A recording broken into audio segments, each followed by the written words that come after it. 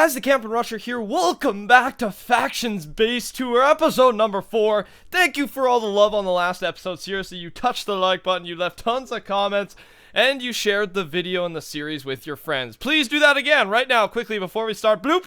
I hope you did it. Here we go. Today we look at the base of the original Universal. If you don't know who Universal is, they play a pretty big role in the main faction series. But here on Factions Blue, oops, what am I doing? F1/F-list. Universal has 19 players online. They apparently dominate Factions Blue, and that's why we're here today. They've got this massive base. So let's not delay it any longer, and let's do this. So, one of the best parts about this base, and we'll briefly touch on the outside, then we're going inside, because in all honesty, I like the inside better. The outside, each outside has different defenses that cater. So one thing I've told you before, and this is coming from Napkin himself, is oceans are the new weakness. You do not want to do an ocean, because the wither can literally just float right through an ocean. And you don't have to do the aggro thing with the bow and arrow, so it's much easier with the ocean. But in this case, this ocean is so massive, it may be able to defeat. I'm not too sure, but it may be the big mistake that makes this base fall, this massive ocean, or it may be because it's so huge. It could go against all odds, but I don't know. We'll see after this episode is released if this base withholds. But that's the big thing with the outside defense, is how massive they made their ocean. Because usually an ocean would just be this middle part in here with the walls outside, which would make it actually very easy to raid. Even for me, coming from like a decently skilled player, not crazy skilled like the big boys, but I don't know, the big ocean. It may provide enough defense for this base, but let's roll in right down to the base here. So down here, home roof. I'm at the bottom now, and it's pretty close to the bottom of the world. The bottom of the world's right there, so it is literally, the base is at the bottom of the world, and it's a little dark in here, but that's the size of it.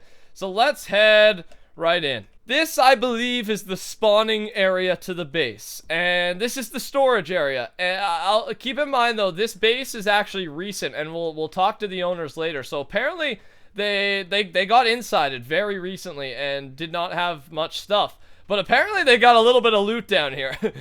as I check these chests for the first time, they do have some loot down here. And keep in mind, it is Factions Blue, so it literally is original Factions, and they've got some good loot. So this is the storage area, and just a nice storage area. Pretty common though, nothing crazy special about down here.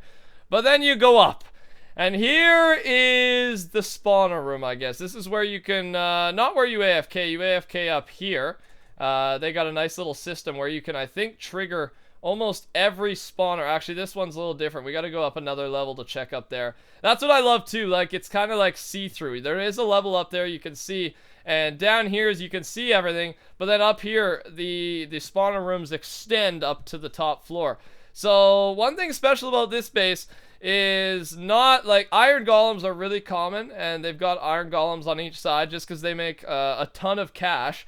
But the creeper spawners, no one ever uses creeper spawners, so I thought that was a little change up. They've got at least like 40 creeper spawners in there, and again, we'll get more into the details as we get to the calculations.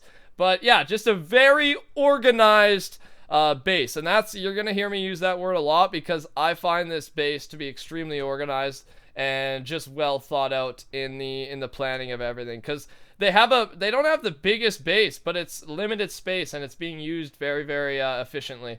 The top floor is my favorite, and you can see here, this is what these guys do, dude. These guys, like, I've been basically planning out this video for a little bit, and for the last probably 15 to 20 minutes, these guys have just been sitting here AFK. So this is a very organized faction. Like, look at this. They got they're like the guards with the trumpets, and I'm going through on the red carpet because I am going to check this thing out. Let me just show you right now what is in this god chest that all these members are hyping up for it. Hyping up for us. Let's see. Gapples. A chest full. A dub chest full of gapples, dude. That's insane. That's insane. So this is like their god chest. surrounded by tons of water. And I thought this is probably my favorite part of the base. Just the fact that they highlight such an important item, and that the item is so important. Like, it's again, all these gapples, that's a lot of cash, that's a lot of rarity. And I love this faction, dude. They're so organized and loyal, it seems. And again, we'll get more into that in the interview with Lavishing here. He's actually one of the owners. So again, like I said, one of the most important parts is the organization. Up here, you can really see the organization. They got this room here, and then over here, they got a nice little farm area. I like a farm area in a base. It doesn't really help anything. It just looks good. They've got a specific area for enchanting, and over here they've set up a specific room or specific area for potion brewing. Looks like they've got some crazy automatic stuff going on as well, and all organized, of course. Strength 2s, invisibility, speeds, and it's all just set up nicely. And remember when I said I like that it comes out, like up here you can still see the creeper spawners, and I think this is where, is there an AFK room up here? Maybe not. Maybe the AFK does reach over to the creeper spawners. But yeah, up here you can see the kind of the unique spawner that they possess, which is the creepers. And they've just designed it so nicely. And the last thing is a couple blaze spawners. Usually these are used a lot more, but I guess the iron golem spawners, especially on blue with some new economy updates, iron golems just dominate, I think, for making cash. But they do have a few blaze in order to fill up every inch of space. And again, it's being used so efficiently. You don't feel like you're crammed into this base. You feel like there's lots of stuff going on, but you've got room to breathe. And there actually is a fair amount of people living here, so that's one of the key things that they need.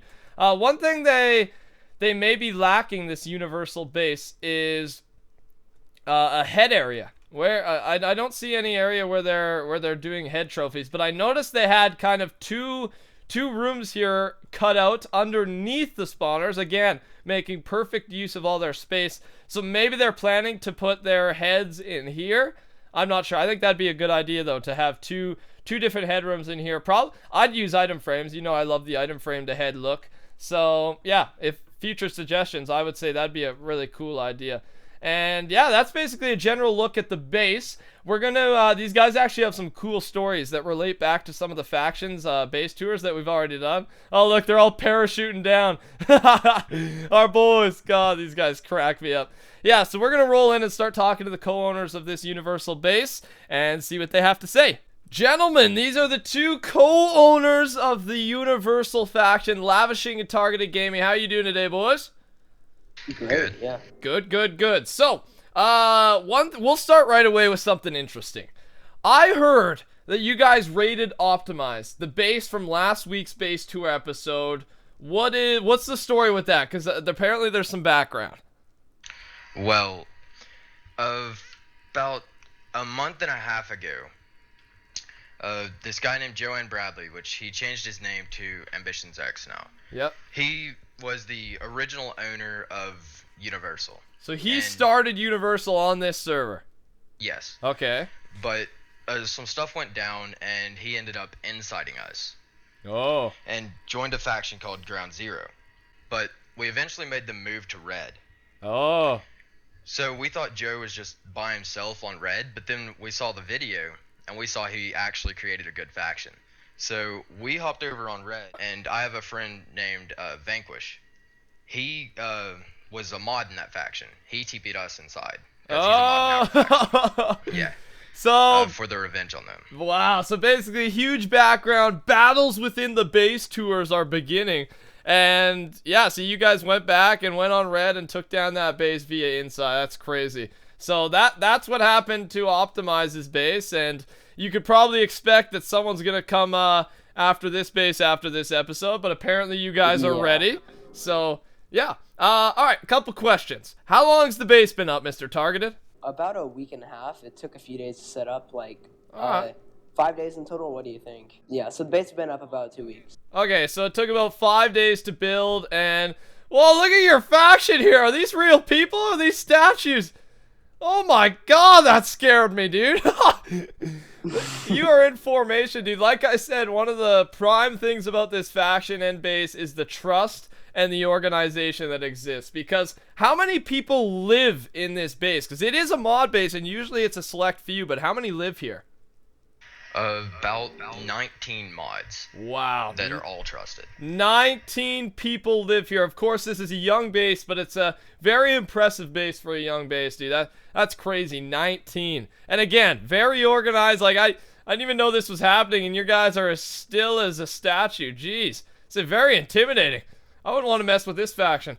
So with the 19 people living in this base, who kind of contributed? Do you have people designated to interior design, or how many people were involved in the building of the base? It was me and Lop that did the most to the base. So it's basically a select few of you took care of building this base, but you guys were kind enough to bring in some of your really trusted pals. That's what went down?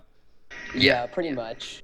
Everyone in this entire base has contributed in some sort of way. Okay, good. That's what I like to hear, yeah. And that's going to be the strength of the faction, is having everyone doing what they need to do in order to earn their spot here. So good for you guys. And Mr. Targeted, how much time and cash was put in to make this base? Because that ocean alone had to take a lot of ice, and of course the obsidian as well, and to build everything.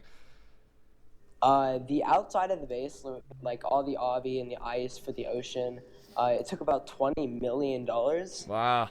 And the inside of the base took about 1 mil. Dang, dude. And the interior in here is beautiful as well. Again, very organized. And yeah, wow. Well, thanks for letting me tour this base, gentlemen, and thanks for answering some of my questions. The background behind this, I think, is the coolest, because it's pretty obvious that optimized faction's probably going to try and get some revenge. But you're confident that your base will be able to hold? Yeah. Yeah, very confident. Very confident, dude. The battles and the base tours have started. And yeah, guys, thanks for everything. And time to do some calculations. Before I reveal the final calculations for what this base is worth, I wanted to point out one more thing, and that's everyone has like their own private chest ready. So like, check this out. They got all their best gear, god apples ready, strength and speeds. It's actually what we used to do way back in the day. We used to organize our chests like this. And yeah, just again, organization and their ability to trust each other, because these are people's private chests ready for battle whenever battle calls. Those were placed in the calculations as well, of course. Okay. So this base, right now, before we go, I'm going to ask you to leave 2 comments. One comment, what would you name this base? And the second comment, which base is going to be worth more? This base or last base? Last base was episode 3, and that's the one that was rated by these guys. But of course, that was on Factions Red, not Factions Blue. So the money and stuff didn't really cross over. But take your guess down below while you're down there. Touch that like button, and we'll pick a name for next episode. I actually asked you guys what you wanted to name the last base, and the top comment was Exvius Flame, and he said I would call it Thug, the huge unrateable Goliath. Kind of ironic, because it did end up getting rated, but still, leave your comments down below, and the winner will be featured in the next episode. Here we go! The calculations, the final net worth of this base is regarding 225 iron golem spawners, 96 creeper spawners, 10 miscellaneous spawners, 25 dubs of prop 4, 3 dubs of TNT, 3,500 god apples, and around $7 million worth of miscellaneous items. The final value for this base, for the original universal base, is $361,165,500. Woo! Congratulations! That is, of course, around 20 million more than the last base, so it just beat it. And the determining factor for that was not the spawners, was not the prop 4. They actually lost in both of those areas, but the god apples. This chest right here was the reason, and it looks like they've taken some of it now and stored them back in the e-chest. But that's it, dude. These god apples added that extra few million, And there he is, our winner. Our top base of all time in value is the universal base. I'd like to thank you for watching. I challenge you to join pvp.thearchon.net and play on one of the many faction servers and build the best base that you can build. You could be featured in the next base tour episode. If you want to apply to be in the next base tour episode, then just leave a comment down below, and I'll go check out your base and maybe possibly eventually do something with it regarding base tour. Cool. Hope you enjoyed. Touch that like button if you did. Make sure to check out the main faction series, 7 p.m. Eastern every single day. Join the Rushers by subscribing. I will talk to you all later. Goodbye.